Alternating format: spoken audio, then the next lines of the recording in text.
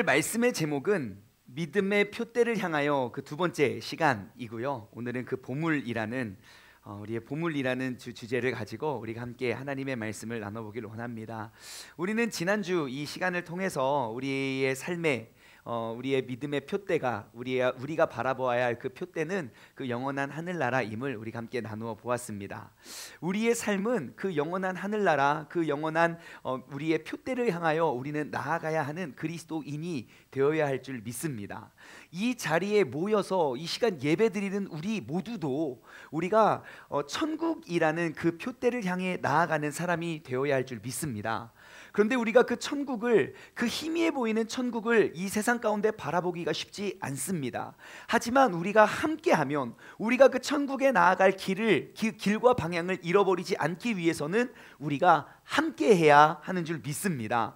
우리가 지난주 말씀을 통해서 표대를 향하여 나아가고, 지난주 말씀을 통해서 하늘에 떨어지는 이렇게 수많은 물방울들이 각자 물방울로 존재하고 남아 있다면 시간이 지나면 흔적도 없이 증발해버리고 없어지게 될 것입니다. 우리의 믿음과 우리의 신앙 역시 개개인의 신앙과 믿음을 가지고서는 우리가 이 세상을 변화시키고 하나님의 뜻을 이루어 가기가 참 어려울 것입니다. 하지만 이 각각의 물방울들이 모여서 물줄기를 이루어내면 아무리 작은 시냇물이라도, 아무리 작은 천이라도 그 힘과 그 힘이 모여지고 물줄기를 이루었을 때 이 물은 점점 더 큰 강물로 모여질 것이고, 그 강물은 길을 잃어버리지 않고 결국 드넓은 바다를 향해 나아갈 것이라는 것입니다.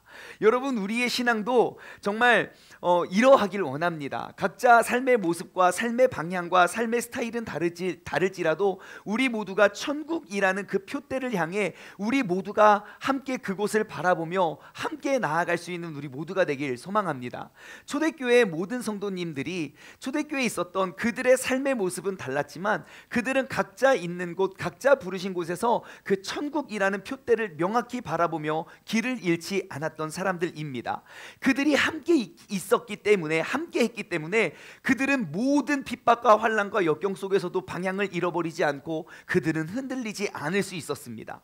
여러분, 이 자리에 있는 우리 모두가 천국을 향한 그 귀한 물줄기를 이루어서 정말 천국이라는 그 표대를 향하여 이번 한 주도 내 믿음의 짝꿍과 함께 우리가 나아갈 수 있는 그러한 믿음의 사람들 되기를 주님의 이름으로 간절히 소망합니다.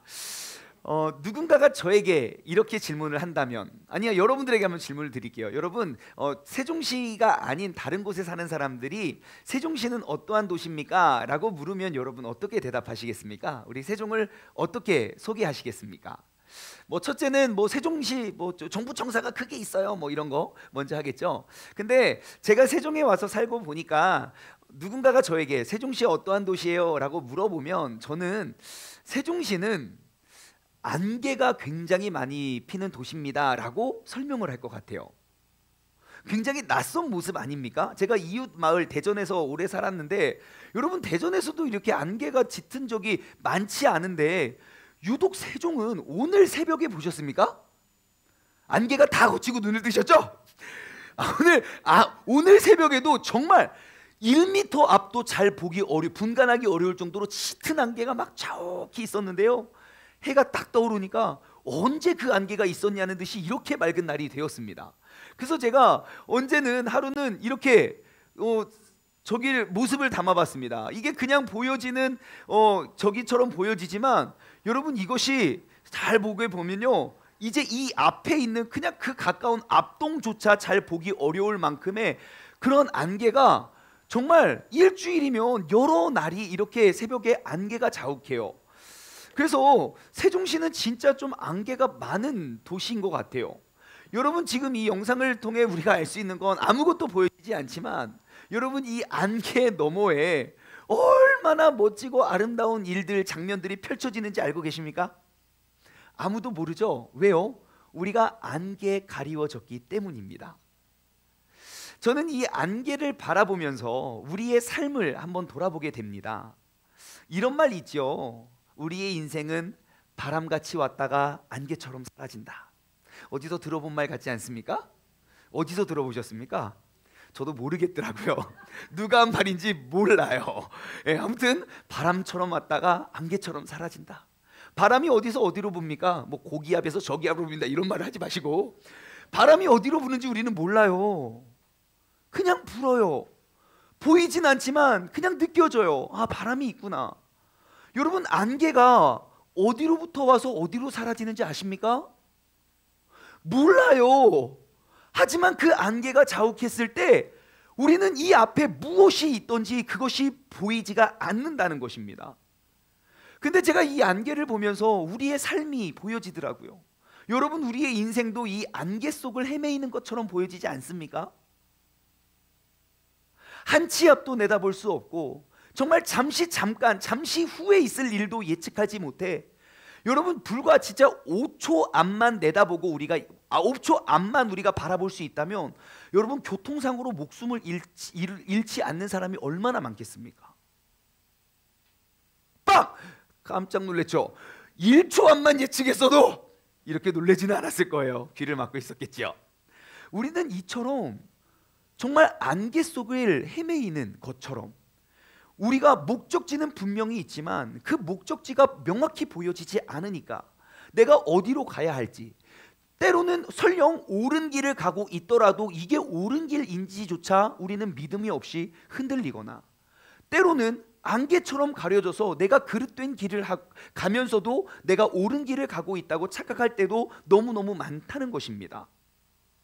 그래서 야고보서, 예수님의 동생이었던 야고보는 이렇게 이야기를 합니다. 야고보서 4장 14절 말씀을 보면, 내일 일을 너희가 알지 못하는도다. 우린 내일 일도 알지 못한대요. 너희의 생명이 무엇이냐? 너희는 잠깐 보이다가 없어지는 안개니라 그래요. 여러분, 우리의 인생은 어디로부터 왔고 어디로 가는지 우리는 알 수 없습니다. 우리의 인생은요, 그냥 정말 매일매일 고통스럽고 어려워 보이지만, 여러분, 태양이 떠오르며 순식간 사라지는 그런 안개와 같이 우리가 예수님 앞에 딱 서는 그날, 혹은 예수님께서 이 땅에 임하시는 그날, 여러분, 우리의 삶의 모든 역경과 고통과 어려움과 그러한 모든 것들은 안개처럼 사라지게 되는 줄 믿습니다. 여러분, 예수님께서 딱 이 땅에 임하시는 그때, 혹은 우리의 생명을 다하고 우리가 예수님 앞에 딱 서는 그때에, 여러분, 우리가 우리의 삶에 궁금하고 정말 희미해 보였던 모든 안개와 같은 건 한순간 사라지게 될 것입니다. 여러분께 이러한 질문, 아주 중요한 질문을 하나 드릴게요. 여러분, 한번 대답해 보십시오. 여러분의 삶에 천국은 얼만큼 선명해 보이십니까? 내가 지난 한 주를 살아가면서 내 신앙생활, 내 믿음의 표대, 그 종착역은 하늘나라이고, 지금은 안개처럼 희미해 보이지만 정말 이 고통과 이 어려움과 이 역경이 언제 그쳐질지 몰라 우리는 하루하루 정말 매일매일 어렵고 힘든 나날들을 살아가지만, 여러분, 영원한 인생 가운데 우리의 삶은 정말 안개와 같이 한 점보다도 못한 삶입니다. 이 안개가 거쳐지고 우리가 그 천국에 나아간다면 그 영원한 인생 속에 나의 아픔도 상처도 전혀 조금의 아픔도 상처가 되지 않을 것입니다. 그러면 우리가 영원히 거하게 될 그 영원한 하늘나라, 그 천국을 여러분, 이번 한 주 동안 얼만큼 바라보셨습니까? 분명히 우리가 나아가야 할 그 표대, 그 목적지, 그 종착역은 반드시 천국이 되어야 하는데, 우리가 그 천국으로부터 우리의 시선이 멀어지면 우리는 안개 속에서 방향을 잃어버릴 수밖에 없습니다. 하지만 우리가 이 바쁜 세상 가운데 무엇이 중심이고 어디로 나아가야 될지 알지 못하는 안개와 같은 우리의 인생 가운데 우리는 천국을 바라보지 않고 살아갈 때가 너무너무 많습니다. 제가 이 단어를 한번 드려볼게요. 죽음. 여러분, 이 단어가 얼마나 선명하게 보이십니까? 지금 이 자리에 많은 사람들이 있지만 죽음이라는 단어를 봤을 때 뭐 딴짓하고 그냥 딴 생각하고 계시는 분 계실 거예요. 왜? 죽음이 나에게 너무너무 희미하게 보이거든요. 아직까지 나에게 임할 것 같지 않는 느낌이거든요. 하지만 우리의 삶의 연수가 더해지면 더해질수록, 우리의 나이가 한 살 한 살 먹으면 먹을수록 아마 이 죽음이라는 단어는 점점점 선명하게 보여질 것입니다. 똑같은 죽음. 우리 모든 인생은 한 번 태어나서 한 번 죽게 되는데, 이 죽음을 비껴가거나 피해갈 수 있는 사람이 아무도 없는데, 누군가는 이 죽음을 선명히 여겨서 하루하루를 너무 귀중하게 보내는 반면, 누군가는 죽음을 앞두고서도 이 죽음이라는 단어가 내게 너무 희미하게 보여서 영원히 살 것처럼 이 땅만 바라보면서 살아가고 있지 않나 싶습니다. 분명히 똑같은 단어인데, 누군가는 아마 병원에 갔는데 이제 얼마 남지 않았습니다. 6개월밖에 남지 않았습니다. 여러분, 남은 6개월을 지금처럼 허송세월 보내면서 보낼 수 있는 사람이 있겠습니까? 죽음이라는 단어가 선명해 보이면 우리의 하루하루의 삶이 달라질 거예요. 그러면 천국이라는 단어는 어떻게 보이십니까? 우리가 그리스도인이 되었다는 것은 아주 희미하게 보이다가 내가 죽기 직전에 천국이 정말 보여져요, 내가 천국을 위해서 열심히 쌓는 것이 목적이 아닙니다. 우리는 이 단어를, 예수 그리스도를 믿는 그 순간부터 이 단어가 우리의 삶에 아주 명확하고 선명하게 보여져야 됩니다. 내가 믿음이 점점점 좋아지면 점점점 선명해 보여지는 것이 아니에요. 여러분, 만약에 나의 생애가 3개월 남았다고 생각해 보십시오. 여러분 어떻게 하루하루를 보내시겠습니까?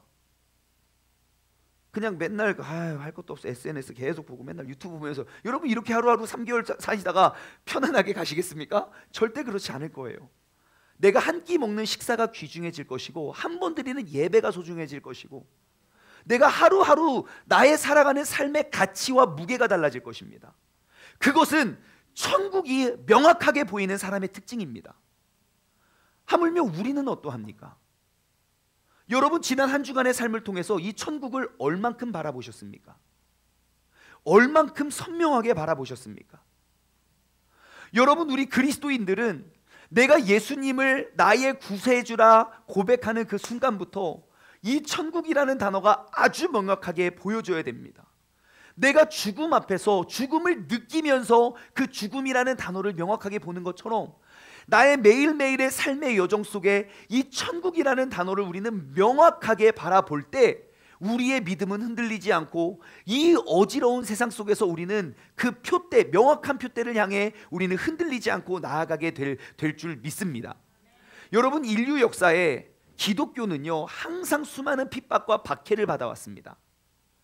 예수님이 활동하셨던 2000년 전에도 예수님을 구세주라 믿었던 사람들, 그 사람들을 다 잡아 죽이기까지 했습니다. 그럼에도 불구하고 그들은 믿음이 흔들리지 않았어요. 너무 2000년 전 너무 뭡니까? 불과 120년, 130년 전 한국 땅을 봐도 그러합니다. 한국에 처음 복음을 전파하고자 이 땅에 발을 디뎠던 코 큰 얼굴이 하얀 그러한 외국인들이 이 땅에 배를 타고 들어왔을 때, 외세가 침략한다고 사람들은 그들의 발이 한국 땅에 들지 못하도록 그들을 공격했습니다. 이 땅에 최초로 온 선교사님들, 내가 정말 그 소명과 사명을 가지고 이 땅에 왔는데 사람들이 막 불화살을 쏘고 화살을 쏘고 우리를 죽이는 거예요.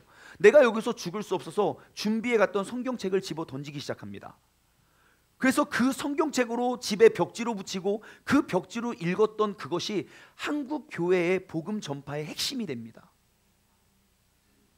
그렇게 핍박을 당했어요. 끊임없이 한국 땅에 그 선교사님의 발길이 끊이지 않았어요.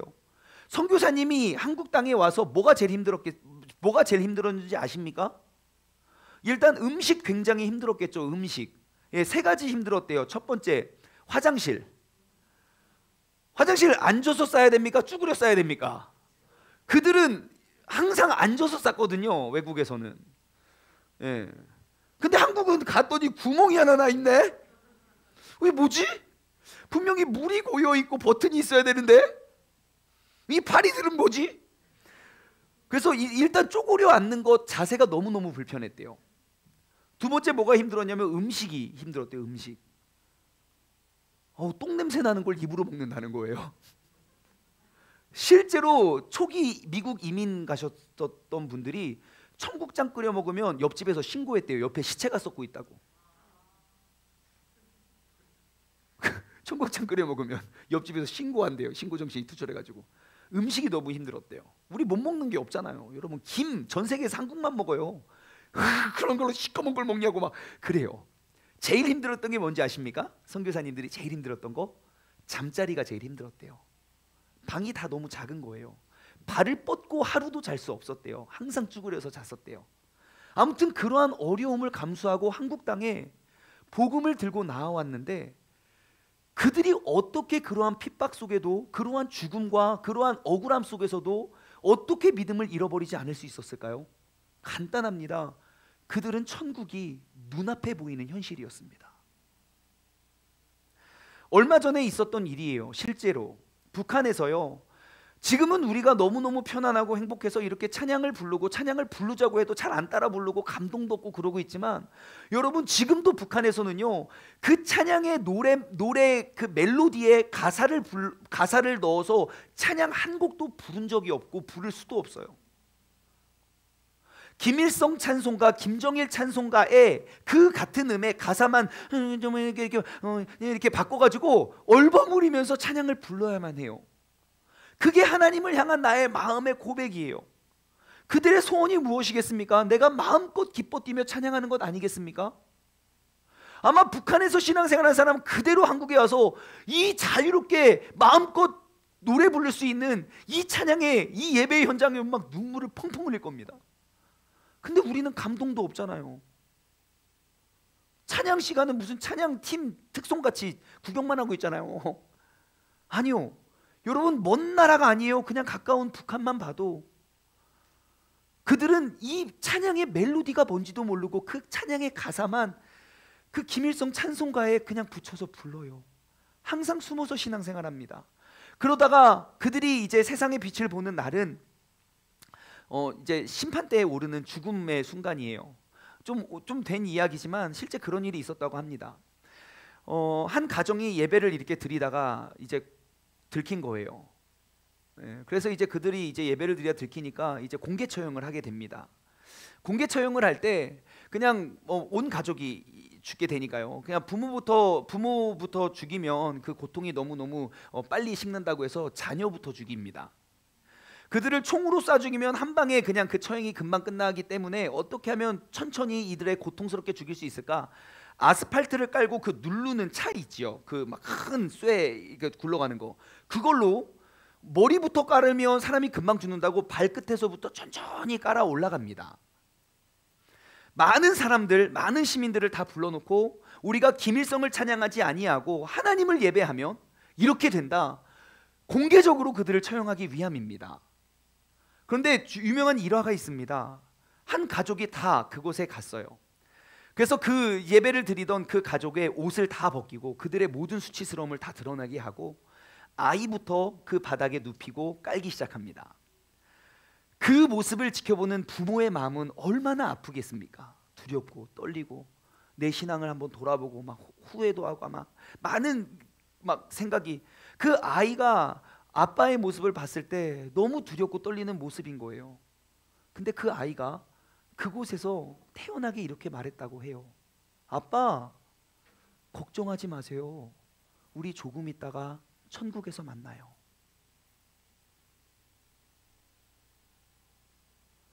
여러분, 그 아이는 이 천국을 명확하게 바라보며 살았던 사람입니다. 내가 곧 있으면 죽게 될 걸 알면서도 그의 믿음은 조금도 흔들리지 않습니다. 왜요? 안개처럼 사라지게 될 이 인생, 그것이 중요한 게 아니라 영원히 내가 거할 영원한 기쁨이 있는 하늘나라가 내 눈앞에 있었기 때문입니다. 여러분, 나를 힘들게 하고 나를 괴롭게 하는 어려움이 무엇입니까? 어려움이 커서 내가 불안한 게 아니에요. 천국이 희미해 보이기 때문에 내가 불안한 거예요. 여러분, 환난이 많아서 내가 어려운 게 아니에요. 천국이 내 눈앞에 보여지지 않기 때문에 내가 두려운 것입니다. 이 땅에 당하는 수모와 억울함과 원통함이 뭐가 중요합니까? 병마가 뭐가 중요합니까? 내가 천국에 이르르면 영원히 함께하고 단 한순간도 나를 붙잡을 수 없는 것이 될 것인데요. 여러분, 이 시간 우리가 다시 한번 이 천국을 바라보며 나아가길 소망합니다. 우리의 모든 세대들이 이 천국을 명확하고 선명하게 바라보며 나아가는 것이 우리의 신앙생활이 되어야 할 줄 믿습니다. 여러분, 천국에서의 삶은 영원하지만 우리 이 땅에서의 삶은 정말 잠깐입니다. 그 영원한 천국을 선택하고 결정하는 것은 이 짧은 인생뿐입니다. 이 짧은 안개와 같은 인생, 성경은 우리에게, 예수님은 우리에게 이렇게 말씀하십니다. 마태복음 20장 16절 말씀 보면 이와 같이 나중된 자로서 먼저 되고 먼저 된 자로서 나중되리라.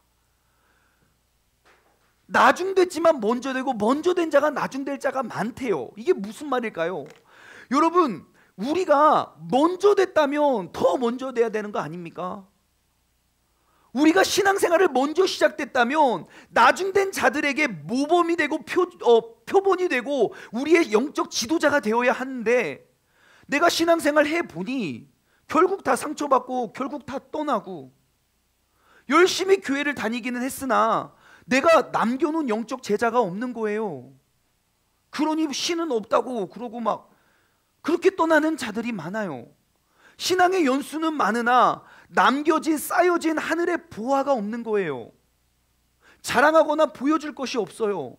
그러니 먼저 됐지만 나중될 자가 있고, 나중된 자가 왜 먼저 될 수 있겠습니까? 내가 나중에 천국을 보니까 정말 눈앞에 있는 거예요. 죽음 앞에서 그 죽음이 두려운 것처럼 내가 이제 믿고 보니까 내가 진짜 이러한 것들이 중요한 게 아니라 내가 진짜 하늘에 상급을 쌓는 것이 중요하다. 그래서 먼저 된대요.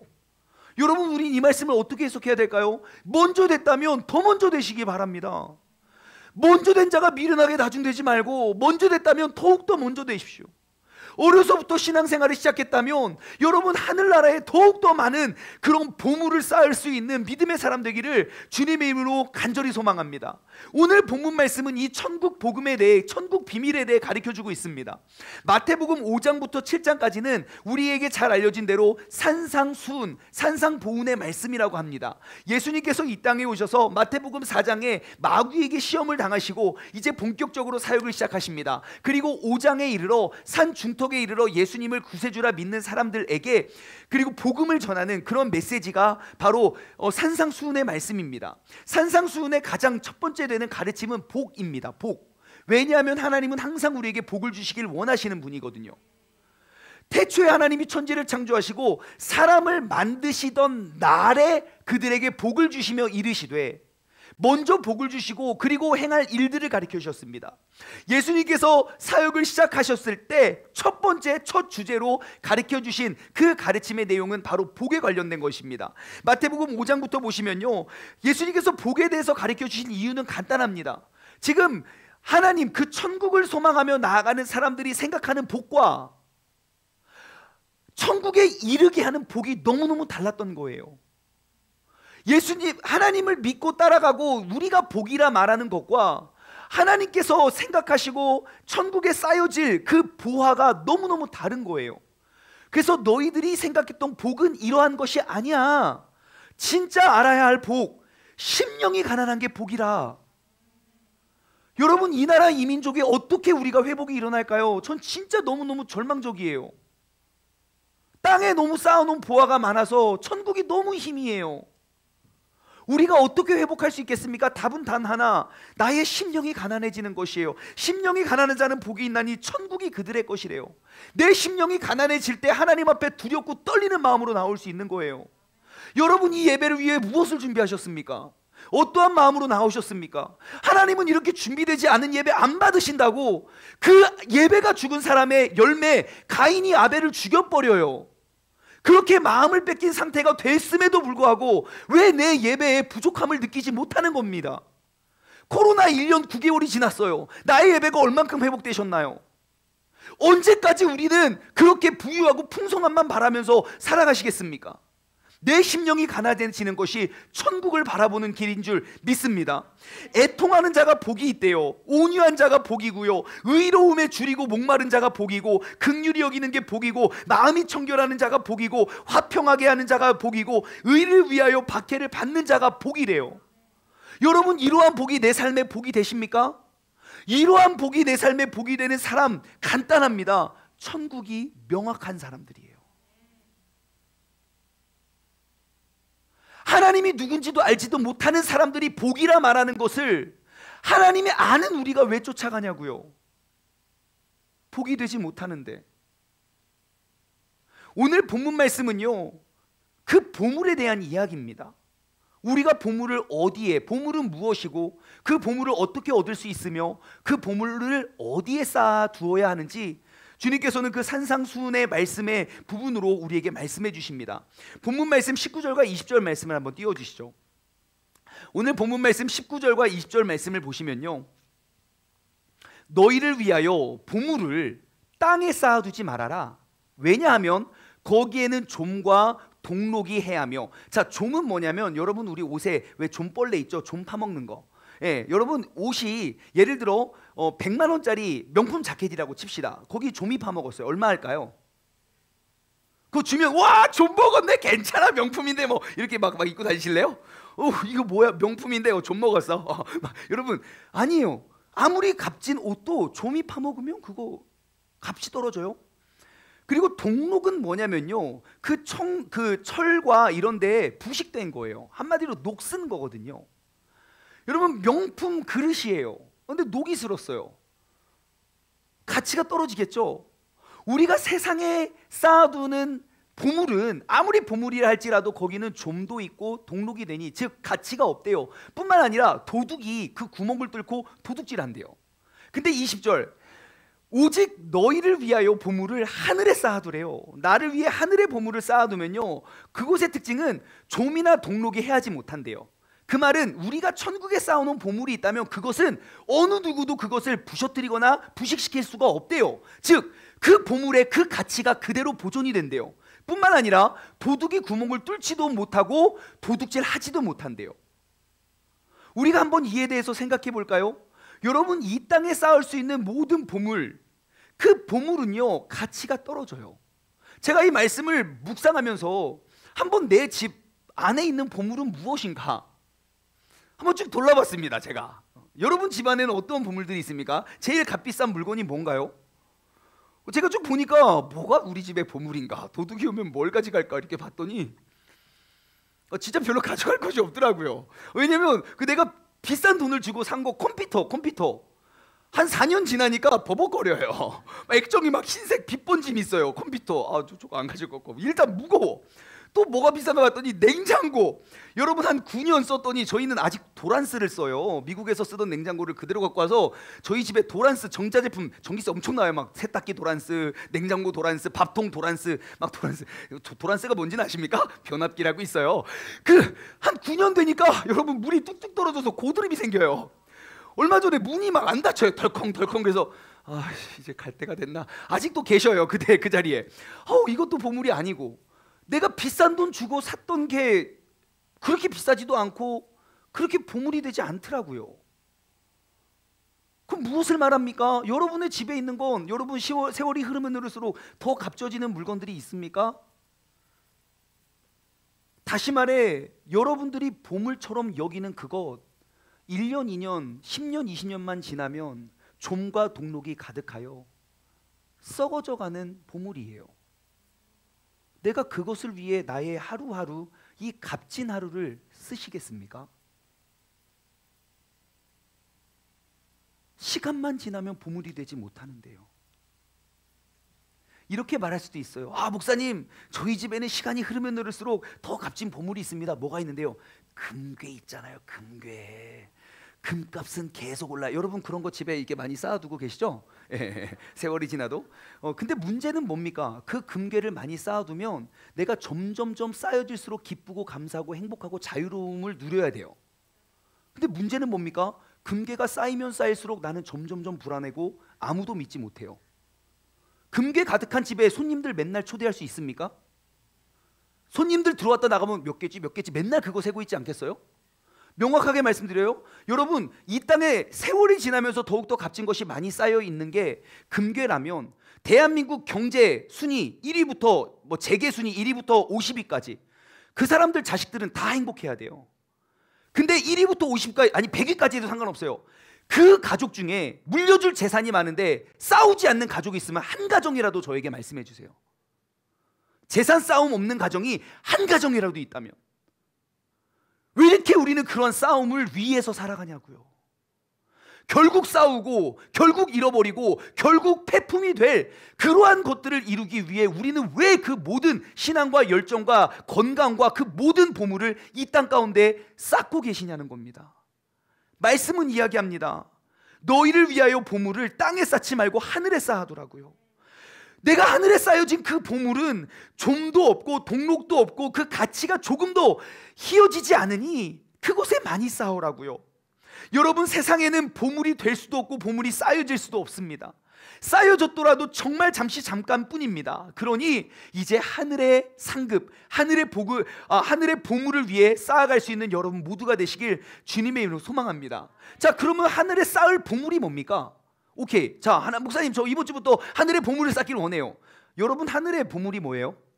내가 이 땅 가운데 쌓을 수 있는 하늘의 보물이 뭡니까? 아는 대로 다 말씀해 줘보세요. 전도, 오케이, 전도, 또 기도, 또 찬양, 또 말씀 묵상, 말씀 읽기, 묵상, 또 교제요, 구제, 또 다른 질문 드려볼게요. 여러분을 행복하게 만들어줄 세상의 기쁨을 말해보십시오. 복권 당첨, 아파트 당첨, 뭐 자녀 학원 뭐 상 받는 거, 뭐 하는 거 대박 세일만 봐도 우린 너무 행복하지 않아요? 세상 속에서 나를 행복하게 만들 수 있는 건 100가지, 200가지도 될 수 있는데 천국에 쌓을 보물 말하니까 5개 말고 없잖아요. 우리는 그렇게 하나님의 하늘나라에 대해서 몰라요. 우리는 천국에 쌓여질 보물이 영혼 구원이라고 전도 안 하면 다 죄인이에요. 아무리 신앙생활을 잘해도 다 죄인이에요. 한번 생각해 볼까요? 여러분, 하나님은 천국에 가서 우리에게 상급을 선물해 주실 때 그 상급의 기준이 뭘까요? 너가 몇 명 전도했느냐 할까요? 너가 얼만큼 사랑했느냐 할까요? 사랑의 개수일까요? 사랑의 크기일까요? 한번 생각해 보자고요. 전도 못한 사람은 아무리 믿음 잘 지키고 정말 원수 같은 사람을 막 용서하고 사랑해도, 야, 너는 사랑은 잘했는데 야, 전도하기 못해서 야, 너 그냥 그 아래 등급 거기 천국 거기 가 있어. 아이고, 여기 전도 100명 하신 분, 1000명 하신 분. 여러분, 그게 하나님이 우리에게 주는 상급의 기준일까요? 절대 그렇지 않습니다. 한 영혼이, 잃어버린 한 영혼이 구원받는 게 천국에 구원받지 않아도 될 그 모든 영혼보다 더 값지다 그래요. 그러니 구원받지 못할, 나 아니면 구원받지 못할 그 사람을 끝까지 사랑하는 것이 하나님께서는 얼마나 큰 상급이겠습니까?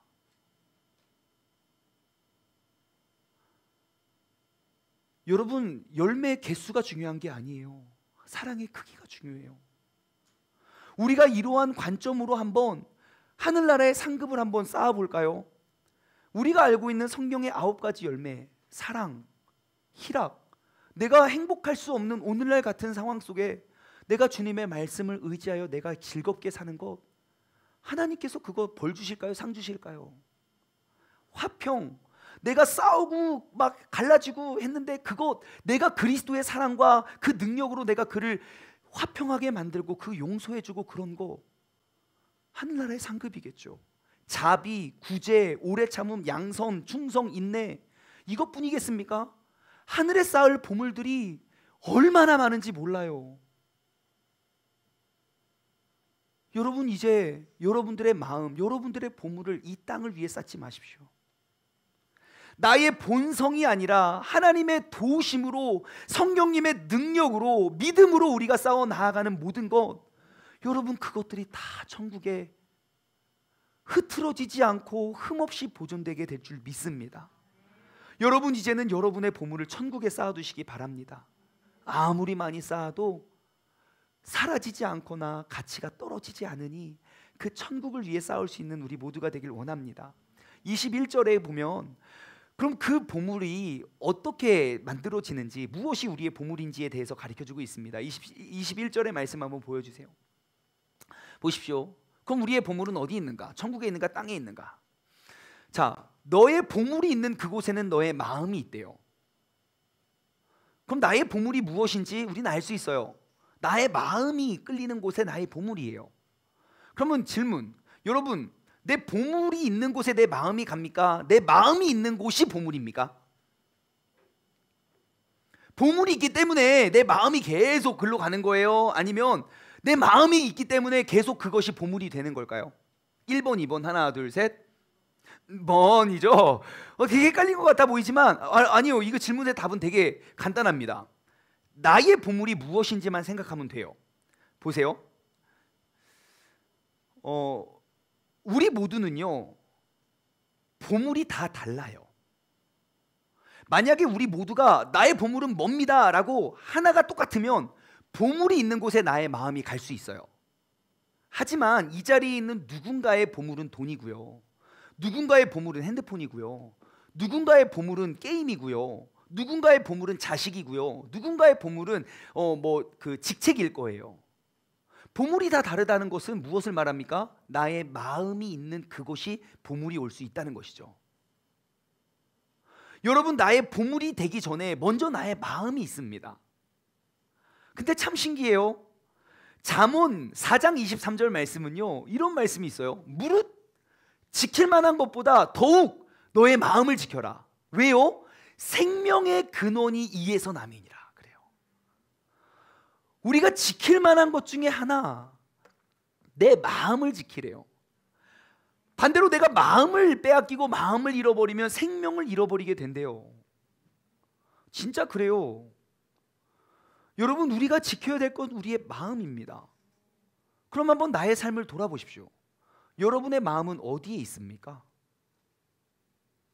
그것이 나의 보물이 될 수 있습니다. 뭔지 잘 모르시겠어요? 제가 쉽게 가르쳐 드릴게요. 여러분 핸드폰 다 있으시죠? 한번 핸드폰을 꺼내시고요, 유튜브를 한번 딱 여십시오. 그리고 위로 쭉쭉쭉 한번 올려보세요. 이렇게 쭉쭉쭉 유튜브를 여시고 쭉쭉쭉 올려보세요. 그러면 눈에 보여지는 그것이 내 마음입니다. 제가 어느 날 핸드폰으로 보면 그 썸네일이 하나씩 하나씩 뜨잖아요. 근데 컴퓨터로 유튜브를 틀면 썸네일이 와르르 떠요. 그래서 유튜브를 딱 켰는데 갑자기 딱 이 생각이 들더라고요. 유튜브는 구글이라는 회사 안에 있거든요. 구글은 나를 뭐 하는 사람으로 알고 있을까? 내 눈에 보여지는 모든 사람들을 저를 목사라고 불러요. 근데 내 마음은 여러분들은 몰라도 얘는 알고 있거든요. 솔직한 나의 마음이니까 내가 보고 싶은 거 보고, 아무도 안 보고 아무의 시선도 느껴지지 않을 때 내가 보는 거. 그럼 유튜브는 나를 뭘 하는 사람으로 알고 있을까요? 사람들은 나의 마음의 상태를 몰라도 유튜브는 알고 있을 거예요. 내 마음이 어디에 있는지. 자동차가 가득하면 자동차가 보물이에요. 카메라가 가득하면 카메라가 보물이에요. 여러분, 유튜브는 여러분의 보물이 하나님 말씀이고 하나님 나라라고 알고 있을까요? 여러분, 우리의 마음을 우리가 발견하길 원합니다. 우리의 마음을 점검하고 우리가 남의 시선 때문에 지켜낼 수 있는 믿음이 아니라 나의 마음이 그 천국을 안개 거친 그 천국의 모습으로 바라보며 나아갈 수 있는 우리 모두가 되길 소망합니다. 그럼 22절과 23절은요, 그 마음을 지켜낼 수 있는 방법에 대해서, 그 마음을 빼앗긴 원인에 대해서 설명해 주고 있는데요. 22절, 눈은, 자, 뭐가요? 눈은 우리 몸의 등불이니 그러므로 너의 눈이 성하면 너의 몸이 밝을 것이지만 너의 눈이 나쁘면 온 몸이 어두울 것이다. 그러므로 내게 있는 빛이 어두우면 그 어둠이 얼마나 더하겠느냐. 그래요. 자, 우리의 마음이 어디서부터 온대요? 우리가 보는 곳에서부터 온대요. 우리가 바라보는 것, 우리 마음의 등불이래요. 우리가 바라보면 그것이 내 마음에 심겨지고 내 마음에 심겨지면 나의 삶이 그리 가게 되어 있습니다. 여러분, 캄캄한 곳에서는 우리는 어디서도 움직일 수 없어요. 보이는 곳으로 나아가게 되어 있습니다. 안개 속에서 우리는 멀리를 바라보고 나아갈 수 없어요. 그냥 보여지는 것만 보고 따라가게 되어 있어요. 그렇기 때문에 내가 무엇을 바라보느냐가 내 마음에 무엇이 담겨지느냐를 말하고, 내 보물이 내 마음에 무엇이 담겨 있느냐가 내가 보물을 쌓고 있는 그 원인이 된다는 것입니다. 그렇다면 우리가 주의할 것, 여러분, 내 마음은 많은 사람들에게 감출 수 있고요, 내 마음은 사실 내가 컨트롤하기 되게 힘들어요. 여러분, 마음 먹은 대로 삶을 다 끌어가실 수 있습니까? 안 돼요, 안 돼요. 아무리 내가 마음으로 새벽 예배를 다짐해도 5분만 30분 정확히 예배 딱 끝나고 눈이 딱 떠집니다. 이렇게. 예, 항상 그래요. 항상 내 마음 먹은 대로 일찍 일어나야지. 회사에 진짜 10분만 일찍 오자. 10분 너무 많아. 5분만 일찍 오자. 5분만 일찍 오자. 아직도 그러고 다짐하고 있잖아요. 예, 우리가 마음을 잡기는 어려워요. 근데 눈을 잡으면요, 마음은 잡혀요. 여러분, 우리가 몰래 야동 보면요, 야동을 끊어야지. 그거 끊기 되게 힘들거든요. 근데 모든 사람 앞에서 야동 한번 봐보십시오. 자동으로 끊어집니다. 야, 너 보던 대로 봐. 무슨 소리야, 나 그런 거 안 보는 사람이야. 사람들의 눈이 그렇게 무서워요. 여러분, 내 눈을 관리하면 마음을 챙길 수 있어요. 제가 라스베가스라는 곳에 2번을 갔어요. 한 번은 열심히 놀려고 갔고요, 한 번은 이제 저 와이프랑 결혼해서 와이프 시험이 그 지역에 시험을 봐야 돼서 그곳에 제가 시험을 봤는데, 첫 번째 저희 이제 몇 명의 친구들과 갔어요. 막 화려하고 빛가 번쩍하고 막 진짜 막 그렇더라고요. 맛있는 거 먹고 막 신나게 놀다 왔어요. 놀다가 왔는데 이게 돈을 다 잃어버렸어요. 제가 카드로 예약하고 이제 사람들을 그 회비를 제가 다 걷었거든요. 그 회비를 깊이 숨겨 놓았던 다이어리를 비행기에 놓고 내린 거죠. 난리가 났죠. 그 몇백만 원의 그 거액을 막 그래서 막 비행기 전화하고 막 하고 했더니 비행기가 다시 라스베가스로 떠났대요. 라스베가스까지 전화를 했죠. 그 몇 번째 자리에 그게 있냐? 당연히 없죠. 왜냐? 생각해 보세요. 나 오늘 라스베가스 간다 하고 딱 자리에 앉았는데, 이거 뭐지 하고 수첩을 딱 열었는데 거기 현금이 이만큼 있으면, 주여, 나에게 이렇게 큰 복을 주시다니, 아마 그렇게 하고 쓰지 않았겠습니까? 현금이니까. 그러고 말았어요. 그러다가 이제 제가 두 번째 여행을 가기 전에는 싱글일 때 갔지만 그때 결혼하고 갔거든요. 제가 결혼하기 전에 어떠한 훈련을 했냐면, 내 마음을 뺏기지 않기 위해서는 내 시선을 잡아야 된다는 걸 알았어요. 특히 남자는 더 그래요. 눈이 확 가면 마음이 훅 끌려가요. 예, 남자들을 어디를 계속 뚫어지게 쳐다보느냐, 그것만 봐도 이 사람 마음이 어디인 줄 금방 알 수 있어요. 그래서 제가 눈을 조심해야겠다. 아내가 옆에 있다. 그래서 제가 눈을 빼앗기지 않겠다는 마음으로 라스베가스에 딱 갔는데, 세상에 낮이고 밤이고 쳐다볼 데가 없어요. 조금도 과장하지 않고 저 바닥 보고 걸어 다녔습니다. 바닥 보고. 낮이고 밤이고 사람들이 다 옷을 벗고 돌아다니. 아니, 겉옷이 없나 봐요. 그 동네 사람들은 막 간판도 막 다 막 볼 데가 없는 거예요. 볼 데가. 그래서 바닥 보고 걸어 다녔어요. 왜? 마음을 지키기 위해서요. 근데 더욱더 충격적인 사실은 뭔지 아십니까? 제가 어제 결혼식이 있어서 서울을 다녀왔어요. 강남에 제 친구를 만났어요. 그래서 야, 진짜 서울 애들은 진짜 세련됐다. 딱 그러니까 걔가 그러더라고요. 야, 충만아, 요즘 애들 이상해. 왜? 야, 여기 딱 6시만 되잖아? 그럼 다 깨벗고 술 마시러 가. 그래요. 야, 무슨 깨벗는 게 뭔 소리야? 그러니까 다 요즘 유행하는 게 막 배꼽티 막 쫄쫄 막 달라붙은 거 막 이러면서 그거 다 그렇대요. 그러면서 다 이제 개인 촬영한다고 막 유튜버들이 막 다 왜 깨벗고 찍습니까? 그래야 사람들이 많이 보거든요. 여러분, 여기까지 옷 입고 찍는 거랑요 똑같은 썸네일인데 어디에 우리 눈이 뺏깁니까? 그러니까 막 다들 막 1인 방송국 하고 막 길거리 모시고 다 춤춘대요.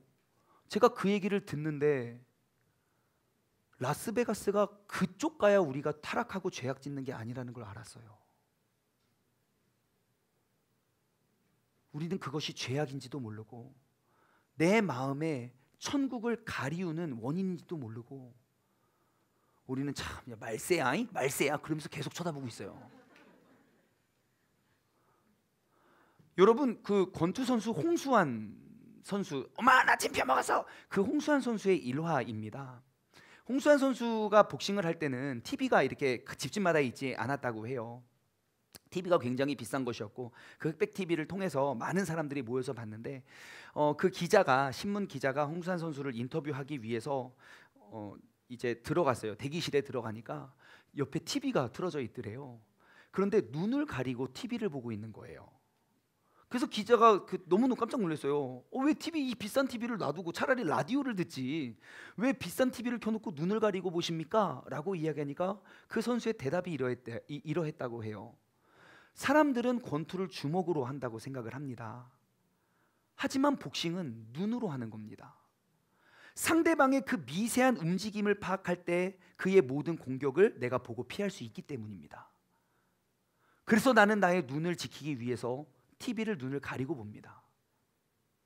여러분, 링 위에서 내 앞에 서 있는 그 한 사람을 이기기 위해서도 눈을 그렇게 훈련하건만 여러분 눈에 보이지 않는 그 영적인 마귀를 대항하기 위해서 여러분들의 눈은 어떻게 훈련하고 계십니까?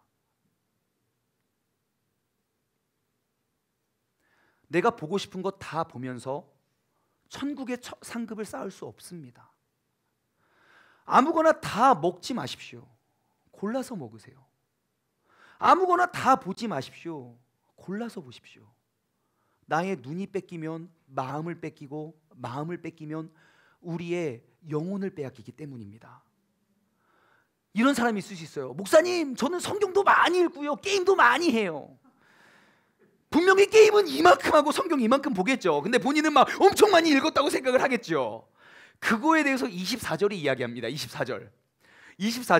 자, 같이 읽어볼까요? 시작. 한 사람이 두 주인을 섬기지 못할 것이니 혹 이를 미워하고 저를 사랑하거나 혹 이를 중히 여기고 저를 경히 여김이라. 너희가 하나님과 재물을 겸하여 섬기지 못하니라. 여러분, 내가 보고 싶은 거 다 보면 하늘나라가 보여지지 않습니다. 여러분, 마귀는 언제나 나의 시선을 빼앗아 갑니다. 내가 마귀와 싸워 능히 이기고 이 땅 가운데 영원한 하늘나라의 보물을 쌓기 원한다면 여러분, 눈부터 이겨내십시오.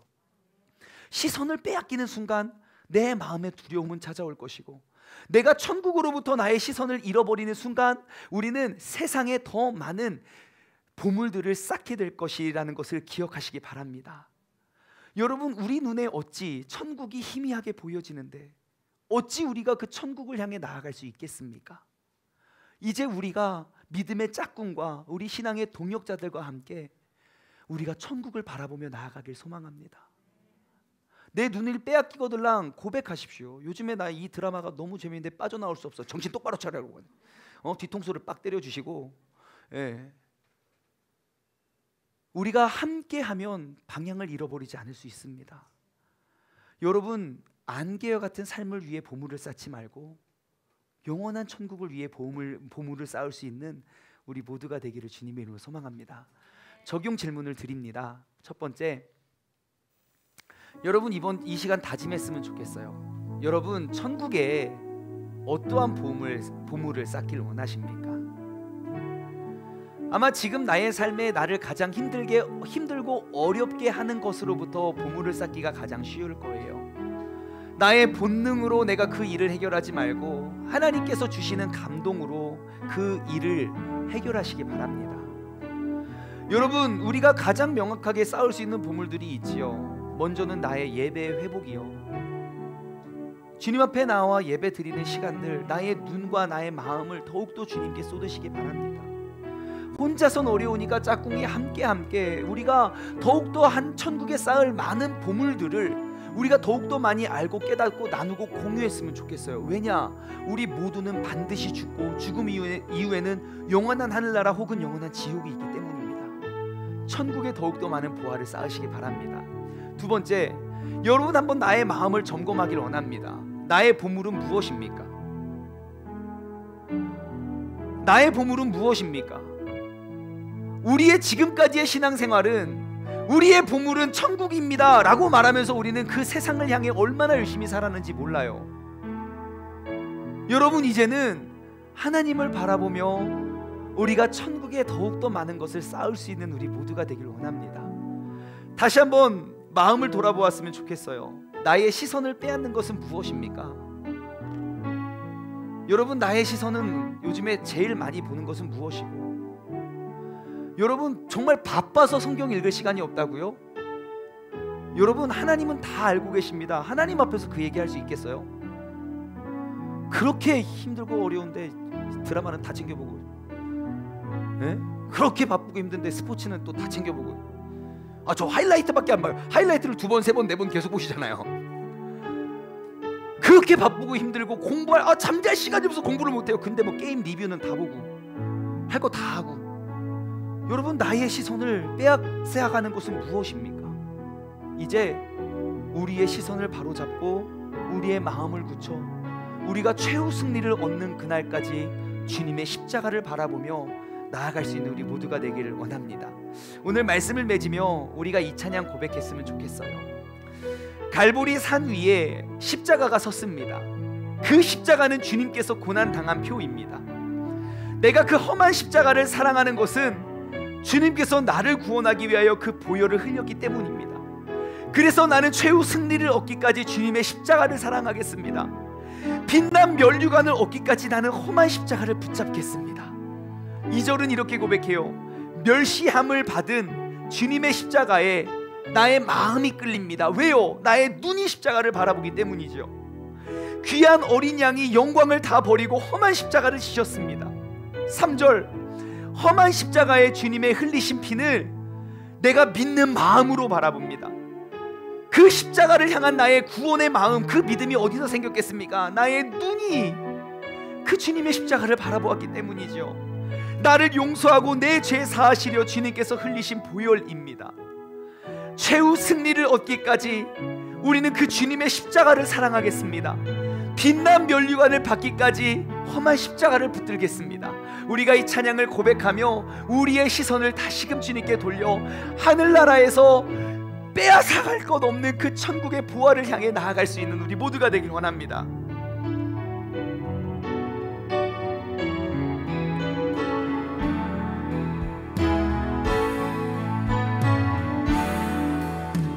갈보리 산 위에 십자가 섰으니 주가 고난을 당한 표라. 험한 십자가를 내가 사랑함은 주가 보혈을 흘림일세. 최후 승리를 얻기까지 주의 십자가 사랑하리. 빛난 면류관 받기까지 험한 십자가 붙들겠네. 멸시함을 받은 그 주님의 십자가에 나의 마음이 끌립니다.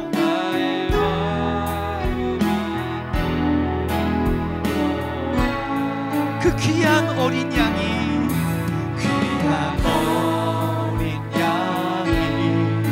세상 죄를 지고 험한 십자가 지셨도다. 최후 승리를 얻기까지 주의 십자가 사랑하리. 빛난 면류관 받기까지 험한 십자가 붙들. 우리 3절로 고백할까요? 험한 십자가에 주가 흘린 피를 믿는 마음으로 바라봅니다.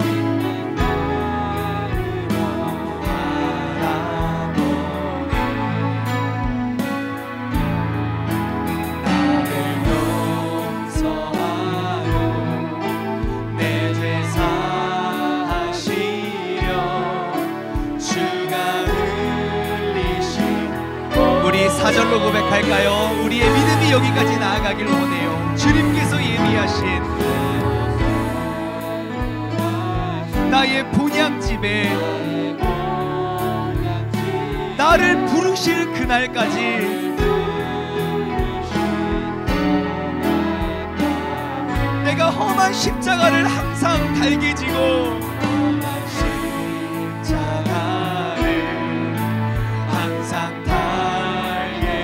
내가 죽도록 충성하겠습니다. 아멘. 충성하리. 최후 승리를 얻기까지 주의 십자가 사랑하리.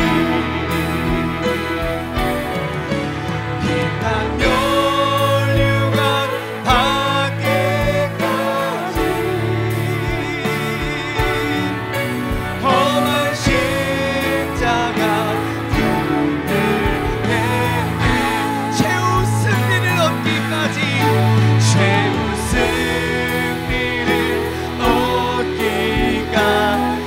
십자가를 더욱더 사랑하기를 원합니다. 주의 십자가 사랑하리. 빛나며 영원하기까지 험한 십자가. 우리 마음을 다하여 목소리로 고백할게요. 최후 승리를 얻기까지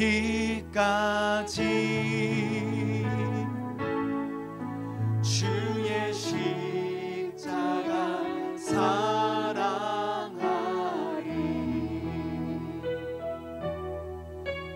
빛나며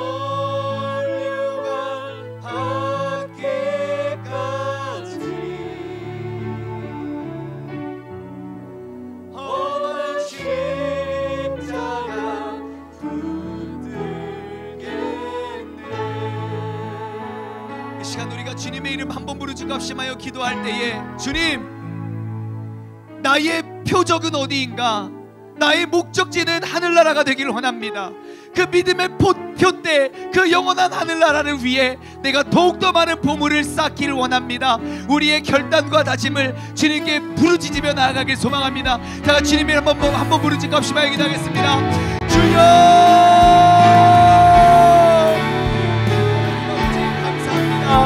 아버지 하나님, 내가 그 빛난 면류관을 받기까지, 아버지 내가 그 최후 승리를 얻기까지 내가 그 주님의 십자가를 내가 사랑하며 나아가기를 원합니다. 아버지 하나님, 나의 삶이 이 땅의 보물과 보석을 위해 살아가는 것이 아니라, 이 땅의 영광을 위해 살아가는 것이 아니라, 아버지 영원한 하늘나라에 그 보물을 쌓아두길 원합니다. 아버지 하나님, 주님께서 우리를 붙잡아 주시고, 아버지 주님께서 우리에게 말씀하여 주시고, 아버지 그 빛난 면류관을 우리가 얻을 때까지, 아버지 우리가 최후 승리를 얻을 때까지, 아버지 하나님의 나라를 내가 명확히 바라보며 살아갈 수 있는 믿음의 사람들 되게 하여 주옵소서. 세상의 보물들은, 세상의 보석들은 천국을 희미하게 가리워내는 안개와 같습니다. 아버지 그 안개가 거쳐지면 아버지의 영광스러운 하늘나라가 나를 위해 예비되어 있는 그 의로운 선물들이 기다리고 있음을 고백하오니, 아버지 내가 오늘 이 시간 이 자리로부터 그 영원한 하늘나라의 보물을 위해 우리가 쌓아두고 살아갈 수 있는 믿음의 사람 되게 하여 주시옵소서. 그 빛난 면류관을 얻기까지 우리가 주님을 더욱더 사랑하길 원하옵고, 우리가 그 빛난 면류관을 얻기까지 험한 십자가를 바라보며 나아갈 수 있는 우리 모두가 되게 하여 주시옵소서. 하나님 아버지 감사합니다. 나의 눈은 어디를 바라보며 나의 마음은 무엇을 갈망하고 나의 보물이 어디에 쌓여 있는가? 내가 나의 마음을 점검하게 하여 주신 주님께 감사를 드립니다. 분명히 나의 입으로는 나는 영원한 하늘나라 천국을 위해 천국을 바라보며 나아간다고 말하면서, 나의 눈은 세상을 향해 있고 나의 마음은 세상을 얻는 것에 온갖 혈연이 되어 있고, 나의 보물은 이 땅 가운데 가득히 쌓아두었을 때 우리는 막연하고 추상적으로 감사하고 기뻐할 것처럼 속아가고 있는 게 우리의 삶의 모습이 아닐까 돌아봅니다. 하나님, 이제는 그 천국이라는 단어가 이제 내 눈앞에 선명히 보여지게 하여 주옵소서. 내가 이렇게 두렵고 떠는 것은 나의 믿음이 부족해서가 아니라 내가 하나님의 나라가 눈앞에 보여지지 않기 때문입니다. 내가 그 하나님의 나라를 얻기 위해 그 예수 그리스도의 그 보혈의 능력과 그 십자가를 바라보며 오늘도 이번 한 주도 우리가 선한 싸움과 그 귀한 보배를, 그 보물을 향해 나아갈 수 있는 우리 모두가 되게 하여 주시옵소서. 이제는 우리 주 예수 그리스도의 은혜와 아버지 하나님의 무한하신 사랑하심과 성령님의 교통하심이 우리가 천국에 더욱더 많은 보물을 바라보고 마음을 두며 그 보물을 쌓아가길 소망하는 우리 세종중문 가족들 머리머리 위에, 그리고 이 시간 영상을 통하여 예배드리는 모든 사람들 머리머리 위에 이제로부터 영원토록 함께 하시길 간절히 축원하옵나이다. 아멘.